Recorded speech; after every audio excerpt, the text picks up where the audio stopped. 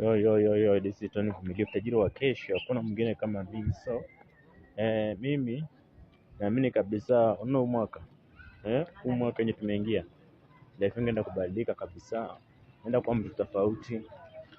Basi nimeongea na Mungu nikamwambia nataka change kila kitu, yaani life yangu ibadilishe kutokea kwa nyumba mpaka kwa viatu, kimavazi, kutembea, traveling, toke maisha chini mpaka nifike sehemu ya juu.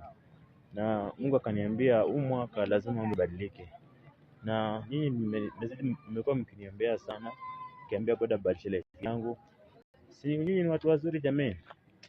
So kama sio nyinyi sijui ingelikuwaje. Maombeni nimefanya, God amenisikia sasa. So nashukuru sana wote wanaoniombea kila mara. Life ikibadilika mimi pia ndawabadilishia life, si wafichi.